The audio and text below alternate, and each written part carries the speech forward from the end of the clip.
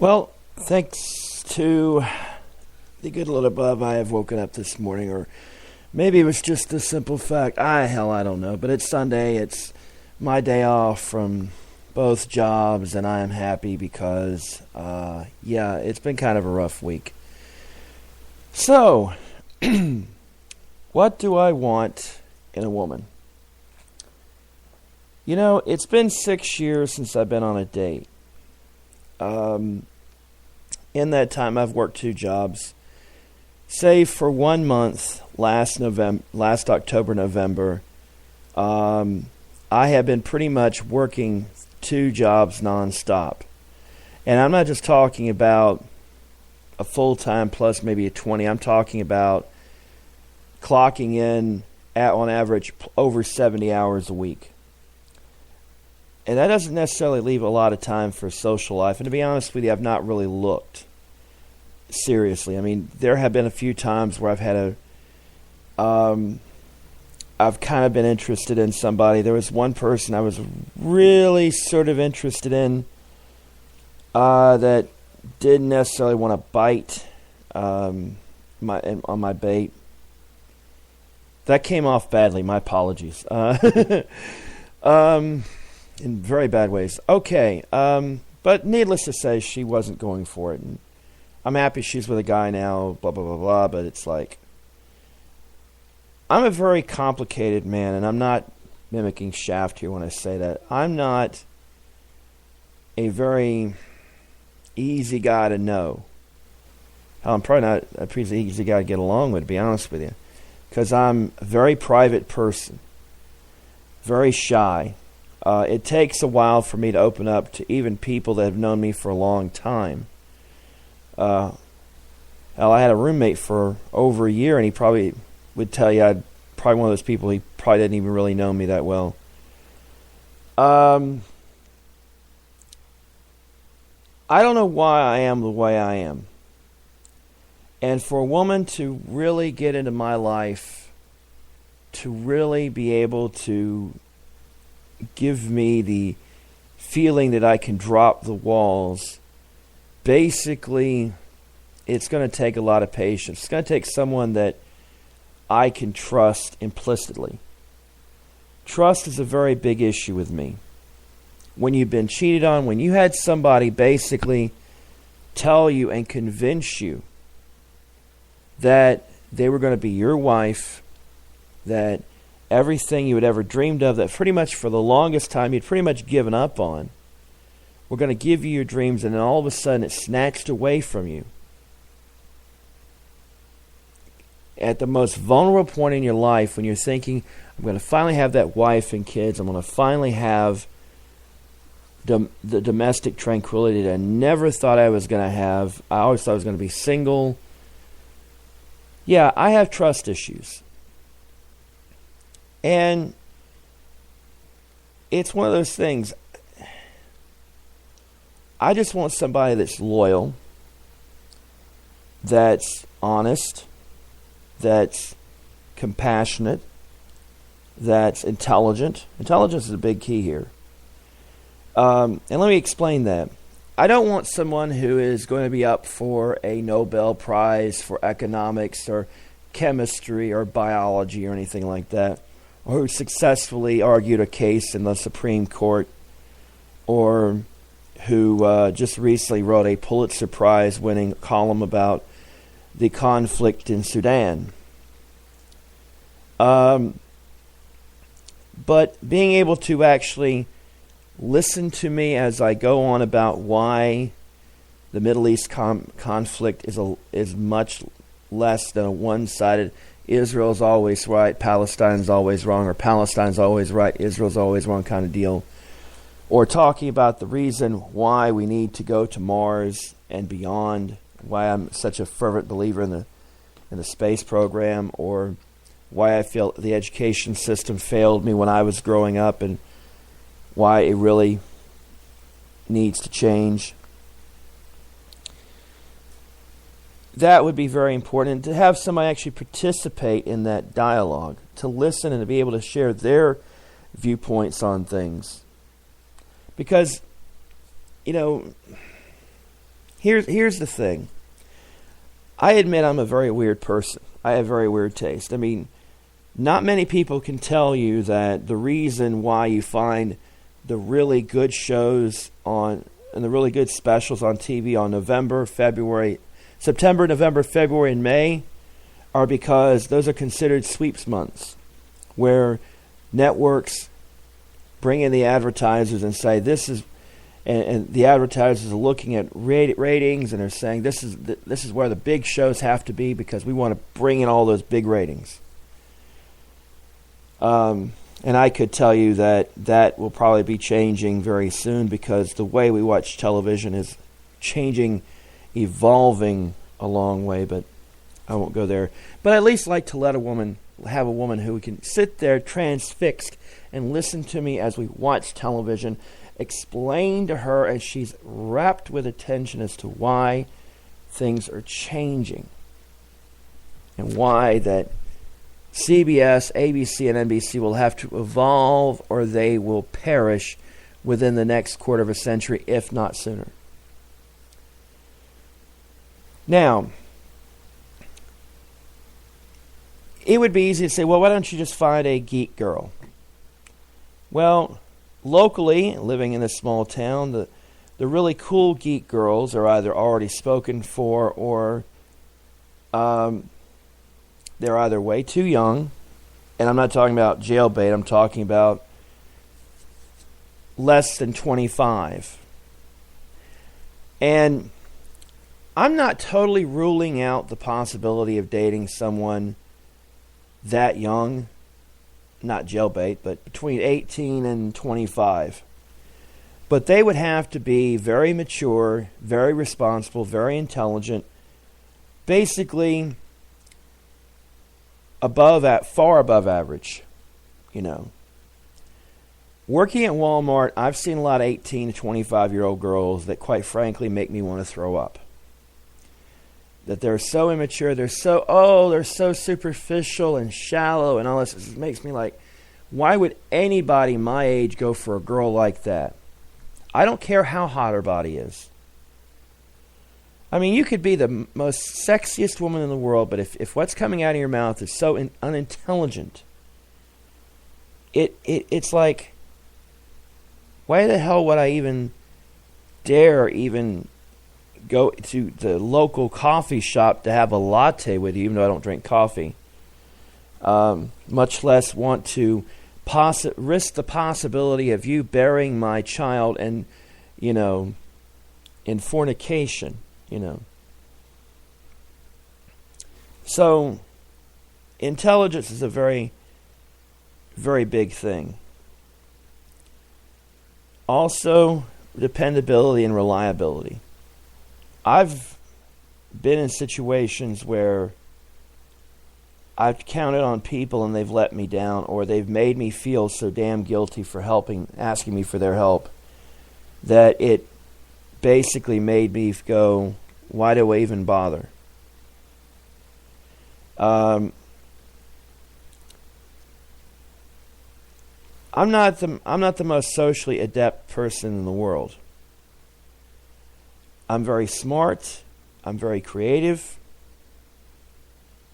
I'm pretty decent in bed, from what I've been told. But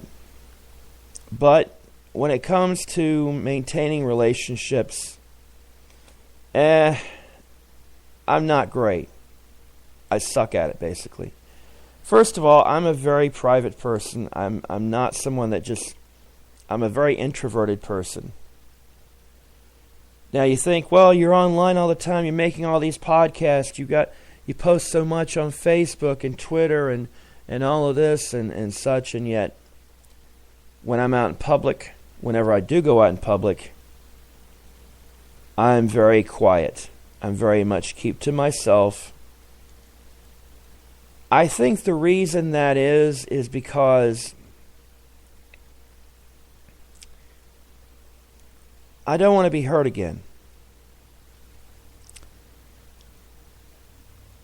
A lot of people say to me, John, why does your ex-fiancée still bother you so much? And here's the reason why. It didn't have anything to do with the fact that almost 8.5 years ago, she broke my heart.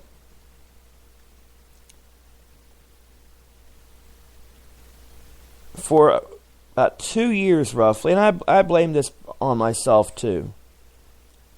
And I didn't realize this at the time until later on when I realized that, yeah, I was an option. But I had this feeling that maybe, just maybe, she might come back to me.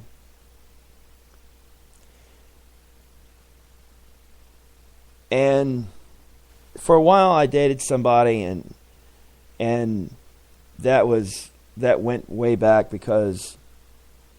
but I was constantly berating myself. What did I do wrong? What did I fuck up to cause this relationship to end? And looking back at it, I can honestly say I didn't do anything wrong. I didn't do anything to end the relationship because I was still faithful to it. The other person was the one at fault. You see, I firmly believe that if you fall out of love with somebody, it is your duty, it is your responsibility to tell that person instead of cheating on them. Cheating on them, to me, is the most cowardly, disgraceful, dishonorable thing you can do to somebody. Frankly, to be honest with you, I'd rather she had killed me, come to my house, put a gun in my head, and put a bullet in my brain than to cheat on me. Because at least, I wouldn't feel the pain. And it was that deep.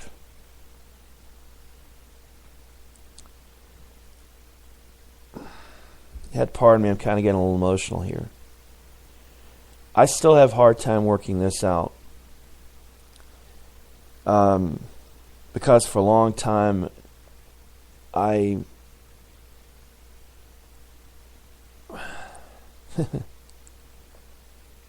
a person with deep emotions, passions that run deep in me. I'm a very emotional person. I think that's part of the reason why I'm so very introverted, is that I don't want to show that and I still do it anyway. Sometimes people they're kind of scared of me because I'm like, they see the anger sometimes, and it's not because I'm not going to go into a workplace and shoot it up. I may joke about it, but first of all, I've only fired a gun one time. It scared the shit out of me. If I ever tried to go Rambo, I'd probably wind up shooting a ceiling full of holes. But the anger is that this was somebody that I was willing to give up everything down here to change my life dramatically and completely be with her. Move out of my comfort zone and be with her. And until I found out that she had cheated on me, I still held on to that dream. Because it was what I really want. That deep down is what I want, is to have the wife and the kids. That's what I want. Unfortunately, I turned 42 this year. Let's say tomorrow I meet somebody, we hit it off. By the time I had to get her pregnant and get married and start the first kid, I would turn 43. By the time that child walks across the stage, I'd be 61. Walk across stage. What I mean by walk across stage, I mean get a high school diploma and then go to college. And there's a chance I may not be here for that. Of course, there's always a chance that you could be 21 years old, have a kid, and not make it to 39 to see your kid walk across stage. But it's the way it is. It's sad. And the woman I eventually, hopefully, Lord willing, marry will understand this, that I'm not somebody that's going to completely give myself up in one fell swoop. It's going to take time, I don't know where I read it at, but intimacy is not just being naked with somebody in bed having sex. Intimacy is being comfortable enough to share even the tiniest detail, the darkest secret that you have with somebody.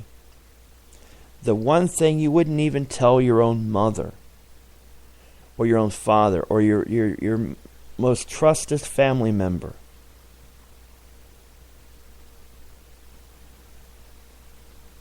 Or your most trusted, faithful friend.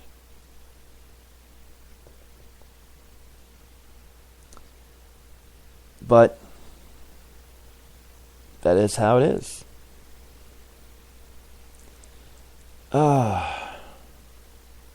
But here's something else. I knew somebody not too long ago who went through sort of the same thing. They thought that this person was going to be with them and that they were going to build a future together, and next thing you know, she decides that, nope, ain't going to happen. I won't go into details about it. And, yeah, to say that I was hugely disappointed would be an understatement. And it makes me mad to think about it because it just... And here's the thing. It's not cool to get a guy or girl's hopes up and then just dash them, oh, I'm going to sleep with this girl and then I'm going to completely dump her because all I want to do is score with her. That's not kosher. Not to me it is. Maybe it's because I was raised to respect women. And I think in a lot of ways, women, not all women obviously, but a lot of women are starting to get the same feelings about men that men have about women to a lot of degree. Hey, if a man could do that to me, I'm going to do that to a man. I'm going to build him up and then tear him down. So, and I've seen it happen quite often, where a woman will kind of make you think she's interested, but in reality she's just playing you. That's not right either. The same goes for a man playing with the affections of a woman. I still think it's awful. But the perfect woman, and there is no such thing. We only get close enough to where, okay, we can wife this woman because she's close enough to be able to at least tolerate us. Tolerate the fact that I watch a lot of sports, watch a lot of sci-fi. Well, let me first of all talk about the deal breakers. First of all, pretty much if there's a fan of any reality show, especially if it's on MTV or TLC and all that, like this Honey Boo Boo and Duck Dynasty and all this sort of stuff makes me cringe to think about it, because it makes me think of the quote from the FCC chairman back in 1961 talking about television being a vast wasteland, it instantly reminds me of that quote. Why are you watching that garbage when you can watch very good television? But no, we want to watch somebody ruin their lives in reality. Quote unquote reality. I want somebody that they don't even have to watch the same shows. If they're the fan of the West Wing or ER or Fringe or or some obscure comedy, I don't care. As long as it's something I can watch and I'm like, that's cool. But when you're watching something that makes me think of you as being completely and utterly without taste. And yeah, I'm a bit snobbish at this. I could go on about reality TV. Trust me, I can go on about reality TV. But I'd like to date somebody that's creative. Doesn't necessarily have to be a writer. Could be a musician. Could be an artist. Painter, sculptor, whatever. I can't really date somebody that's very conservative. They don't have to be ardently liberal or anything like that, but they can't be a Bible thumper. Moderate would be best. Moderate liberal would be best. Not someone overly religious, because I tend to be very cynical about religion. I wouldn't necessarily be against somebody who goes to church on a regular basis, but if they go to a church where basically it's fire and brimstone and the gays are out to destroy America and the liberals are out to destroy America and Obamacare is going to destroy America, blah, blah, blah, blah, blah, yada, yada, yada, sis, boom, bah. Here's the thing. I believe there's a God. I believe, to a degree, every religion has some of what I believe God wants us. If you take the good stuff and you distill it from all the religion and the positive stuff and the stuff that's reaffirming, there's a lot of dogma. I mean, there's a lot of dogma in every religion. And it's like, first of all, is it cool that we repress women in the name of religion? I don't think God's kosher with that.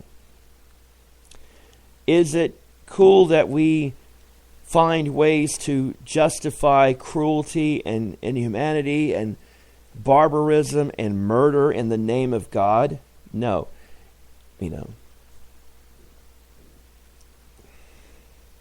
Sorry if you heard that, by the way. If you didn't hear it, I don't want to tell you, but if you did hear it, my apologies. They don't have to necessarily be a sports fan, but they have to appreciate that I am a sports fan, and that when it comes to the big games, like the Super Bowl, like the National Championship Game, Final Four, World Series, NBA Finals, NHL Stanley Cup, the Olympics, especially during the Olympics, FA Cup Final, that I'm going to be watching it. I'm going to be paying attention to it.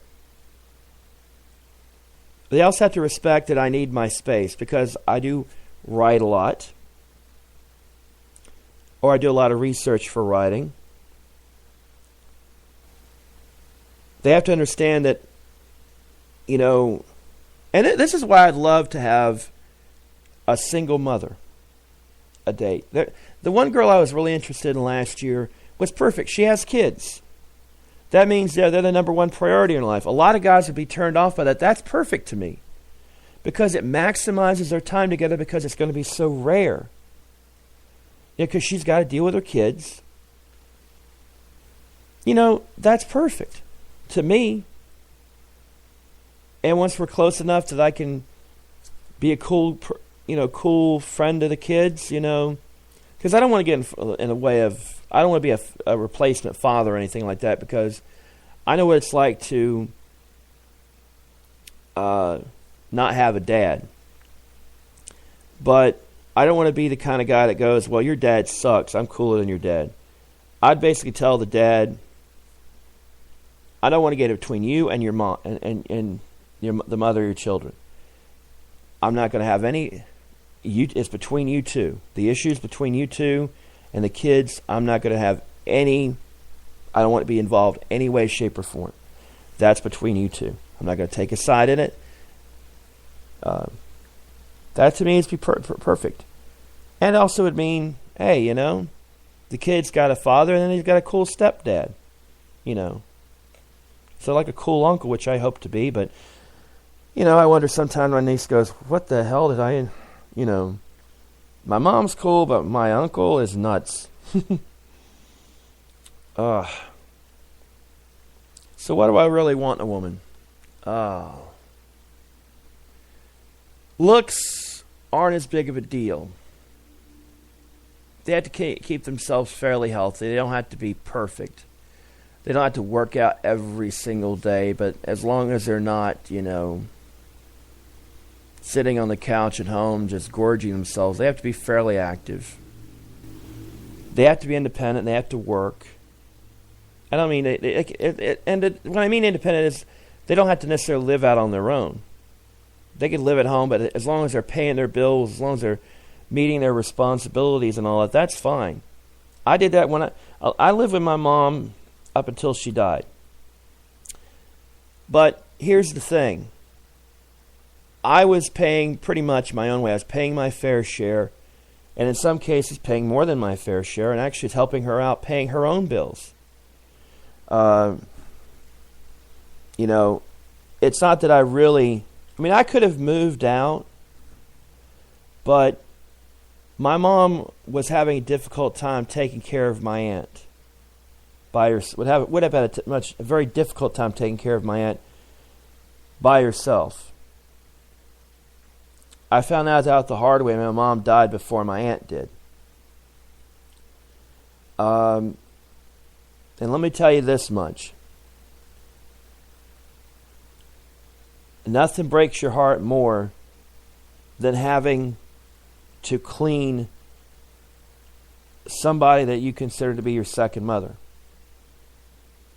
Like you would a baby. A mom would do a baby. A parent would do a baby. That's heartbreaking right there. And that's something that the kind of conversation I'd like to have with a woman like that. The kind of stuff that the emotions run real deep and you can expose yourself like that. There are times when you can, it's not the easiest thing in the world. Relationships aren't. And when you're a loner like me that's always been private, that's always been feeling like an outcast and feeling like so different that, that I never have fit in, and frankly, every time I've tried, I failed miserably, and so I figured out a long time ago the best thing I can do is go, you know what? To hell with trying to fit in.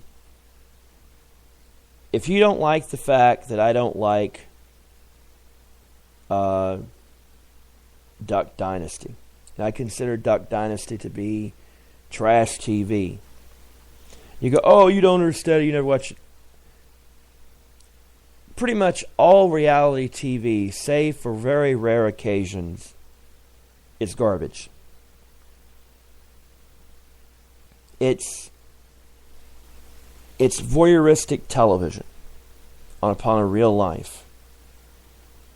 There's a difference between a documentary, which most documentaries are cool, or I can at least tolerate a documentary. I may not agree with it, but at least I can watch it and be tolerant of it. And then a reality show, which is basically someone trying to be an attention whore. But I probably wasted too much time, but that's me riffing like I usually do on these things. But that's it for now, folks. We'll be back again sometime soon. Good night, good luck, and may the good day be yours. Or if it's good night where you are, good night be yours.